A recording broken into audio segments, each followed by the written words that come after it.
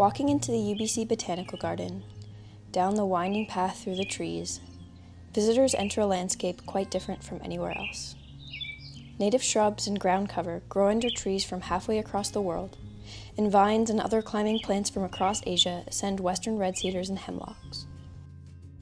This is the David C. Lam Asian Garden, a unique space where a variety of plants native to the Himalayas, Japan, Korea, and China are grown alongside species from the garden's Pacific Northwest backyard. Within the mix of species, you may notice a pile of dead weeds placed onto the soil, or a seedling poking out of the remnants of a rotten log. Horticulturists here aren't just interested in the living plants in the ecosystem, they're also exploring how using dead organic matter to close a cycle can benefit the garden, and how approaching gardening in a new way can create a more resilient and sustainable landscape. Welcome to Garden Ecologies. I'm your host Allison, and I'll be taking you into the UBC Botanical Garden to learn from horticulturists about how they're incorporating ecological and regenerative practices into their work, what that journey has looked like for them, and what they've learned in the process. Hearing their experiences, I hope you'll learn something new, find some inspiration to try new things in your own garden, and perhaps start to think about gardening in a new way. Today I'm here with Andy Hill, the curator and lead horticulturist of the David C. Lam Asian Garden. His 20 years of experience at the garden have taught him how paying attention to plants and recreating natural systems can be beneficial for gardens and horticulturists alike.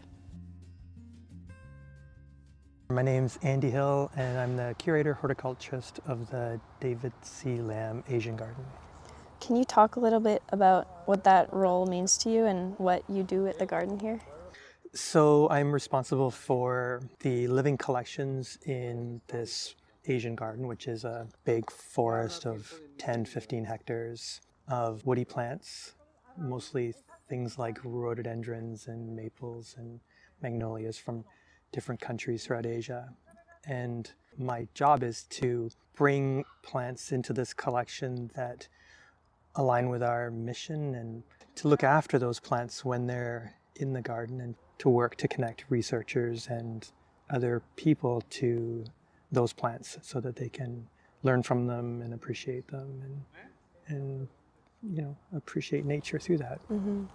So what's your approach or philosophy to caring for the garden?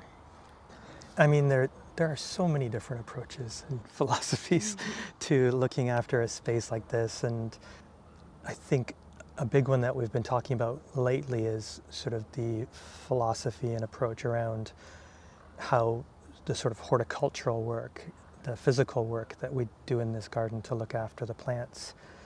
And our approach there and our philosophy there is really one of trying to do as little as possible to create as little disturbance as possible and to use as few resources as possible and to create as little waste and pollution as possible. It may seem counterintuitive to be minimizing the amount of work horticulturists are doing in a cultivated space like this, but it really means focusing on making sure that the work they are doing is more effective and beneficial for the garden. A lot of it is paying attention. A lot of it is paying attention to how the plants are growing, where the plants are struggling. And, we're very, very fortunate here for so many reasons. The Asian Garden is, it's a forest and it's situated in a living, active, second growth native BC forest. A big part of what we try and do is to not disturb that living forest and to actually take advantage of all of those natural systems that are, helping all of the native plants grow well too. Mm-hmm. There are cycles in this garden, like every garden, and what you might be editing this year in sort of the ground cover might be very different than what you're doing in a few years as that natural succession happens below the rhododendrons and the magnolias. And if you pay attention, you can see the seedlings of the young cedars coming up or the seedlings of ossoberry coming through, or moss is starting to establish, and that helps to understand sort of the kind of cultivation that you do in a space or stop doing in a space. But it can also give you a lot of information about what would grow well there in the successioned plants that we're trying to establish. So depending on what's reestablishing in an area where there's been some disturbance, we might notice something that really likes moist shade, and we didn't quite realize how moist or even how shady that one spot was. But you can tell from the plants that are like jumping in there, that's the right spot for all kinds of things that we now know, that we're trying to plant out in the garden, and we have a bit of a hint as to where they might do well. Mm-hmm. Has that always been the way that things are done here, or have practices changed since you've been here? It's changed. This garden is around 50 years old, and the ideas around looking after plants here and more broadly in horticultural science has changed over that period of time. The garden used to be very much a clear everything out, make space for the plants that you want to bring in, and then to try and manage those plants separately from the space around it. And in fact, the gardeners here, we'd spend a lot of time fighting all of those native plants that are trying to recolonize around the accessioned plants, the introduced Asian plants, and alongside fighting those native plants trying to reestablish, you'd be fighting an increasing diversity of introduced weeds from other places, things like Himalayan blackberry and bindweed and garlic mustards and herb roberts, and all of those weeds that are generally considered garden weeds. They would get a real foothold on the disturbed sites in this garden. So now you try to not fight the native plants so much? Yes, so from those early days of just clearing everything out and trying to make more formal style traditional garden spaces, now we let a lot of those plants regenerate, and we're really happy for them to be filling in those disturbed sites and creating a living ground cover of healthy, native, thriving plants that create that that barrier at the soil level, which stops the establishment of other weedy plants that we maybe couldn't control without great intervention. But it also creates a nice, moist, living mulch over top of the soil where all the other good things happen. The soils stay moist and cool, and the roots are protected, and all of those below ground interactions that we are only just now learning about become enhanced. By paying attention to how different plants grow and respond in certain areas, horticulturists can gain an understanding of the conditions in that area, which can provide key insight as to what other plants might do well there. One practice Andy makes good use of is called chop and drop. A lot of people are now doing this chop and drop, where you, maybe in the springtime when you're cleaning up your flower garden, you take all those perennial herbaceous plants and you just cut them to the ground, and so you chop and then you drop and cover the soil with those clippings. And people have all kinds of interesting creative ways of doing that, where they keep it kind of natural and they just sort of cover the soil between the plants that they're cultivating. And some people do it in nice big coarse bits, and other people chop it up into little tiny bits. Some people arrange tapestries of foliage type and make it into its own art. We started doing that here as we were trying to close those cycles that we have, trying to create less waste. We're looking at what happens in nature. When you look at what happens to most plants in nature, somebody doesn't clean them up and take them off and leave plants growing in a completely bare space. Normally plants are growing in amongst their own rotting past. So we started to do some of that here with the things that we know would break down quickly. the herbaceous stuff. And we've kind of like now, over all this time, we don't just limit that to our spring cut down. We chop and we drop, we leave in place every single thing that we cut in this garden. So it's not just the tops of dead perennials, it's also our weeds, all the weeds that we pull out, the unwanted plants, whether they're, you know, the native plants or some of the most aggressive invasive plants. We find a way to drop them in the garden so that they don't reestablish, that they do break down and feed the soil in this space. We also do that with woody plants, which I think is maybe a little bit less common. All of our trimmings from shrubs and trees, we cut into smaller pieces and leave it to cover the soil around the ground covers. And in fact, we're regularly removing large trees like big old magnolias or large cedar trees, and we leave all of that in place as well.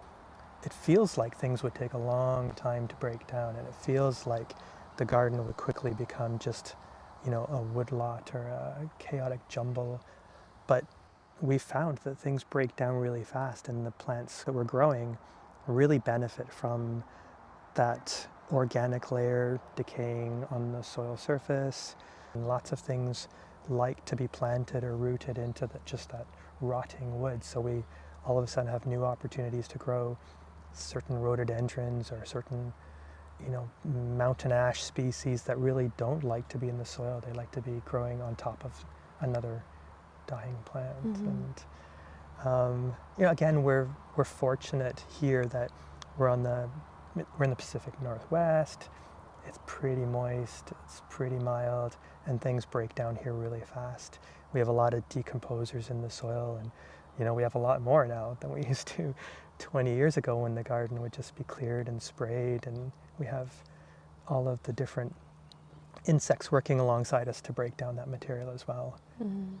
And so most people would be surprised that we don't take anything out of this garden, because while it is sort of a, you know, very natural, wild-looking place, it doesn't look completely chaotic, Yeah. I don't think.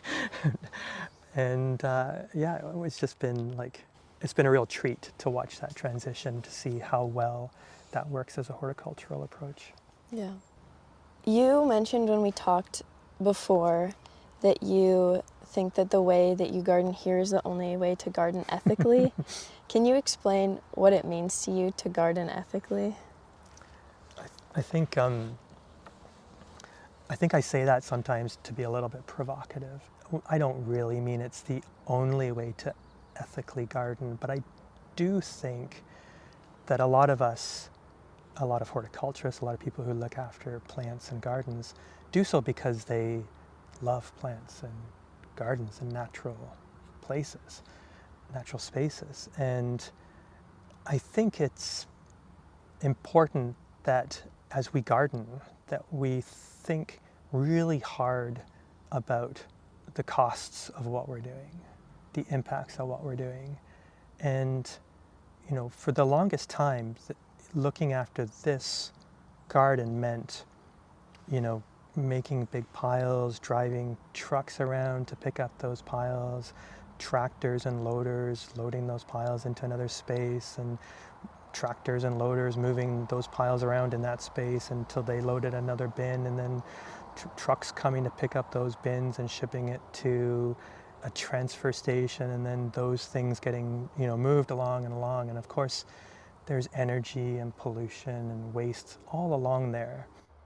And if you are growing plants just to have a beautiful garden space because you love nature, I think it's really good to consider if you can do that without hurting nature in other places. Mm-hmm. So I think taking responsibility for the waste you're making, and you know, just look at those cycles. Look at those things you're bringing into the garden and the costs associated with that. You know, water and your energy and fuels and then the waste that you're producing. And if it's possible to compost some of those materials in the place that you're gardening, you might find that it's a lot easier to do that than you thought. You maybe never thought about it before. A lot of us just gardened the way we were showed to garden. There's just a lot of different ways to do it. And I think people might be surprised at just how easy and fun and interesting and, you know, challenging. There's like all kinds of satisfaction in gardening that way, and like evolving your practices and telling other people how great your garden is with this kind of approach. So it's actually like a really fun, satisfying way to look after natural areas as well. You might find that having like a garden area that looks a little bit more natural brings, you know, other kinds of joys that you didn't get from your, you know, more cultivated garden space. Think of all the insects and the butterflies and the salamanders and the snakes and the birds and the, you know, everything that we see as part of this garden space here, a lot of which we didn't see even 10 years ago. It's all part of being like a healthier, natural system. So I think on some level, yeah, I think it is sort of a question of like an ethical question. What are the impacts of what you're doing, and does it make sense for what you're trying to achieve, and is there another way of doing it? And I think, you know, the chop and drop, the composting on site and dealing with all of that green waste is actually a really easy, fun way to look after a garden. Mm-hmm. As Andy says, practices like chop and drop mimic the natural cycles of ecosystems, so it makes sense that we see ecological benefits from doing these practices. Something I wasn't expecting was to hear him talk about how fun it can be to garden in this way. So, in addition to the benefits associated with the lower resource requirements, gardeners can also gain a sense of fulfillment and satisfaction from the challenges of approaching their garden in a new way. Doing less in your garden doesn't mean it's less cared for or not well tended. Paying attention to your plants and letting them guide you can allow natural processes to do some of the work for you, which is beneficial for both you and your garden. Tuning in and using these ecological practices can also help us grow our sense of connectedness with plants and with the world around us. There are such a variety of benefits that you can gain from using these type of practices, or even just slowing down for a moment and seeing what the plants are telling you. So I hope you're able to try this out in your own garden, and I hope you're able to learn something new or connect to your garden in a new way throughout this process. Thank you for listening to Garden Ecologies. I hope you'll join me again next time.